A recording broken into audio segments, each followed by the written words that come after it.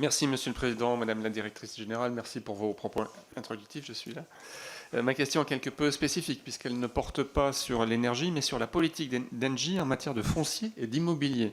Mes collègues comprendront pourquoi. Je vais parler de sobriété foncière plutôt que de sobriété énergétique dont ont parlé mes collègues préalablement. En mars dernier, vous avez vendu un portefeuille de 50 sites industriels, dont de nombreuses anciennes usines à gaz, au promoteur Vinci Immobilier et aux spécialistes de la reconversion de sites industriels Brownfields, en vue de leur aménagement pour des programmes de logement. Cette vente en bloc d'une partie du patrimoine industriel d'Engie représente près de 36 hectares de terrain qui permettront la construction de 2200 logements dans des villes comme Hyères, Nanterre, Brest, Bandol, La Rochelle ou Pithiviers. Ces sites, issus de l'histoire de Gaz de France, n'étaient plus utilisés et hébergeaient des usines à gaz démantelées, au sol pollué et dans des villes de toute taille. Ces terrains, qui étaient autrefois en périphérie des villes, ont peu à peu été rattrapés par l'urbanisation et valent donc aujourd'hui de l'or, dans un contexte de raréfaction du foncier et de fin de l'artificialisation des sols. Cette vente en bloc, qui contient également quelques parcelles ne disposant au moment de la vente d'aucun droit à construire dans le plan d'urbanisme des communes, me paraît extrêmement intéressante et pourrait inspirer d'autres entreprises propriétaires de fonciers en friche et de fonciers dormants.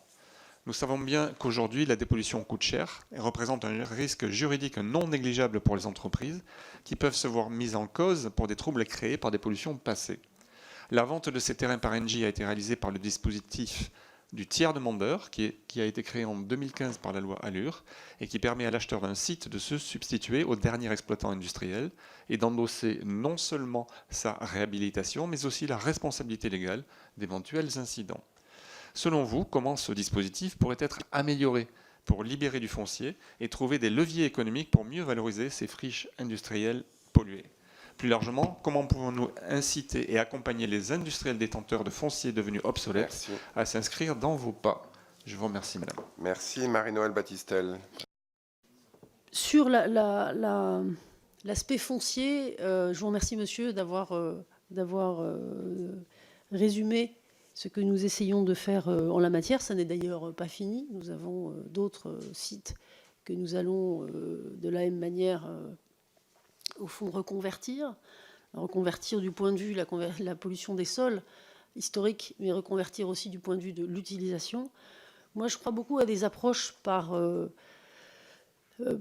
précisément qui couvrent un site suffisamment vaste pour qu'on puisse prévoir d'emblée sur ce site la mise en place de ce qu'on appelle les écoquartiers. C'est ce que nous nous efforçons de faire, c'est-à-dire que le site en question est le plus souvent possible d'emblée doté d'un réseau de chaleur, d'un réseau de froid, de si possible d'un réseau de mobilité électrique, je dirais, d'emblée, de sorte qu'on arrive à développer sur ces sites-là, puisqu'on en a l'occasion, des modèles les plus, je dirais, efficaces possibles, sobres possibles, et évidemment alimentés en énergie, décarbonée. La vente en bloc